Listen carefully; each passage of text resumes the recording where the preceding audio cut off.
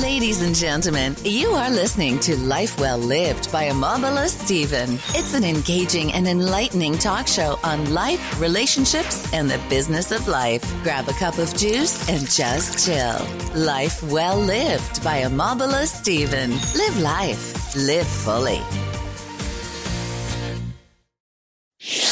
Thanks for tuning into our podcast. We love having you here, and it's our mission to bring you all the latest and greatest tips, skills, and know-how to make you the best that you can be. We know that you have it in you, and we're going to show you how. Now, let's get started.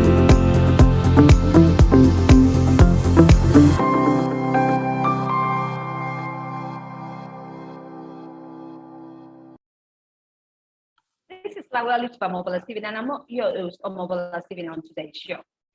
This podcast focuses on self-development and personal improvement topics with the occasion of expert and professional who come to share disruptive mind-shift content on topics on the personal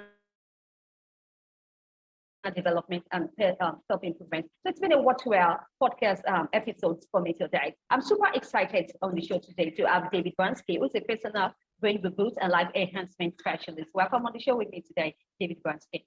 Thank you for having me on. Thank you for joining me on today's show, David. Now, I'm looking forward to your professional expertise on today's topic of discussion, especially talking about stress and also how it relates to a brain, right? Brain and stress, right? I understand that you're a specialist in the field of brain-body stress release and reconnection to a very unique hands-on system, right? Helping system. I need you to tell me what is this fact. How did it all happen?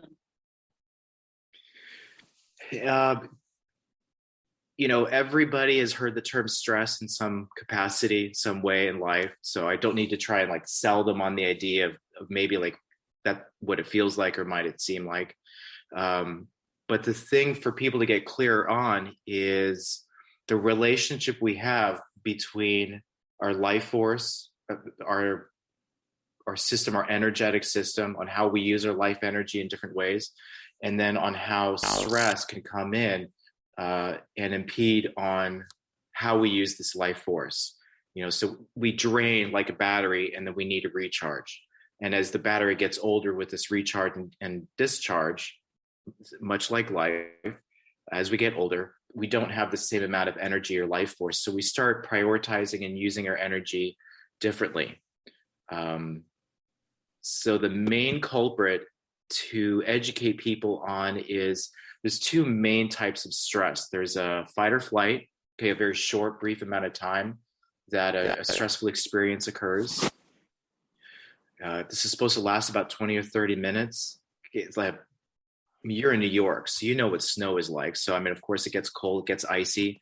You want to take that step very gingerly because obviously you could slip and fall. So you're already kind of prepared for something to happen. And if you do slip and fall, again, your adrenaline rush goes, eyesight, visually changes. There's a lot of physiological changes that takes place. When that happens, there's an actual event of one side of your brain is favored over the other. So you have two brain hemispheres. One slows down and the other speeds up. And this happens in microseconds. So again, this is a survivalistic response. The downfall is that afterwards, the right side of the brain controls the left side of the body, left brain controls the right side of the body. So there's this crossover that exists. And so the body will express kind of like a fighter pose or a prepared for battle pose. So one side of the body muscularly goes passive and weak, and the other side contracts and tightens. That creates physical imbalance throughout the whole system. There's more changes that takes place than that, but to stick with that, you're supposed to come out of that fight or flight state, that survivalistic mode, 20, 30 minutes and come back into balance.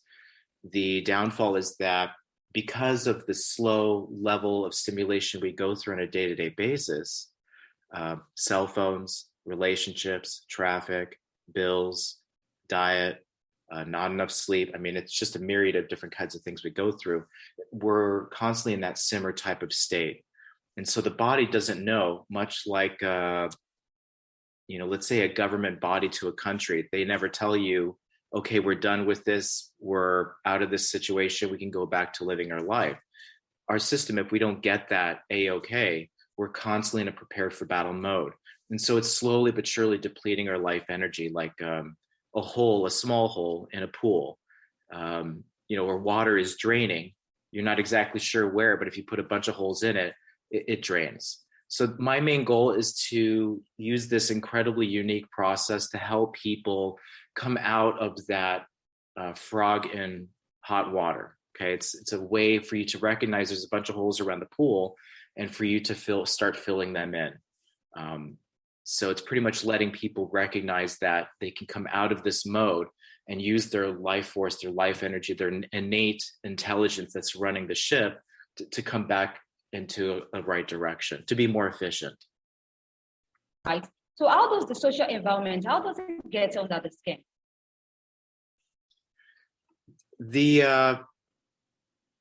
There's so many different areas of brain development, of human development that we just don't even know yet, things that we probably lost from a long time ago. So the capability that we have, we still just don't even know. And so, to put a period at the end of a sentence and trying to establish that, this is the way life is or whatnot, there's always ways that we're able to expand, think differently, make different decisions. There's an evolution of brain development that we've gone through. So again, if we're under stress or under load, we're not having easy access to using our full potential. For example, Einstein was known to have, they were testing his brain. They wanted to see if his brain was larger than the average human being. And they found that was actually not the case. But they found that his brain was flatter than the more common person. What that means, I don't exactly know. But even like with women, women have a larger bridge between both hemispheres, the corpus callosum. And there's presumptions that are made that women are better at multitasking than men. So again, we're all capable of doing things that are kind of unknown. What would be neat is to see is if society in general gave us permission to go out, create, invent, build, do, improve people's lives. I would be very interested in seeing in the next generation of what people do when they have that permission, or they feel comfortable and allowed to go out in the world and function and be and add value to people's lives instead of social media, or self-serving. It's a very narcissistic culture that we have, and so there's a constant neediness. It's like a bucket that never gets filled. And so seeking outside of ourselves for the answers. The problem is that the moment you're looking for solutions to a problem, you're actually creating the problem. And so it's the brain trying to find ways out of it. The thing is that we have all the answers inside. The brain just keeps us really busy and preoccupied. And then the thing about it too is that your heart develops before the brain. So your heart has its own consciousness. It's got its own voice, and it actually has vision. The downfall is that the argument between the head and the heart is ongoing. And oftentimes when people are, starting to feel, if they're not disassociated or preoccupied with things, it's hard to trust that on an ongoing basis. It's like that gut feeling that people talk about, that they trust that the good decisions came from. It's getting the brain to slow down, to get out of the way, to not work as much as it needs to, in order for your body, your vessel, which is like an antenna in the middle of a city, gathering all of these signals around the city, like a radio antenna. And so it's just getting your system to constantly destimulate or take a bath, to wash and clean off, in order for your system to express itself more vividly. Right. Now, I understand that stress literally shrinks the brain, right? So with your professional expertise, how can we reverse this damage? There's a bunch of different ways. One, which doesn't cost anything. You don't have to go to anybody to get it. One small element is to remind yourself on how to breathe. It's oftentimes people hold their breath. or their breath is very, very short and shallow. It doesn't go deep into their body. The other thing also is to stop everything you're doing for a moment and check it and feel what it is that's going on in your body. If you can feel your body, it helps you get out of your head. So again, these are all small things, lifestyle things to help people get out of their head. Sometimes writing things down, instead of typing it, I prefer writing it with an old, pencil or pen and a pad. To get all that stuff that's on your mind out. Sometimes journaling helps tremendously. The other thing is if you're a car, you want to know what kind of fuel you're going to put in your car in order for this thing to run well. So what you eat, nutrition, that is quite important. In a nutshell, I recommend people having as little sugar as possible. It's a stimulant, it's a drug, it's no real nutritional benefit in there. The other thing that's really important is your emotional, your mental state of being. So a big thing that I notice quite a bit is people like to express their opinion, especially online, or, if you've ever had comments thrown your way or watch YouTube videos and see the comments below, or what Instagram or whatnot. Everybody has a very authoritarian opinion on things that they feel like they have the answer.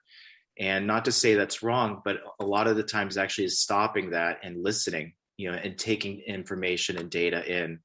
And oftentimes it's hard to do that because we have so many egoic, survivalistic filters that by the time we receive some sort of beneficial information, it's hard to hear, So sometimes people kind of have to be down and out and stuck, and they feel like they're in a corner and they're depressed or they're low in order for the information to come in. So again, getting those layers out of the way.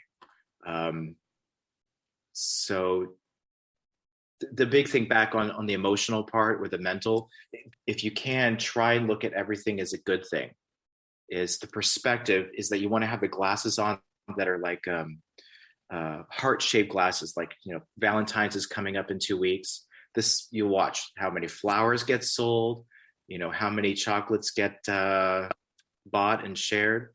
So, and how many nights out that couples get together. This is a good time of the year. And I hope this time of the year lasts throughout all of this year and beyond. So small steps. I love that steps. positive outlook. Hang around people that elevate you, and make sure that you're not one of the people that is trying to bring other people down.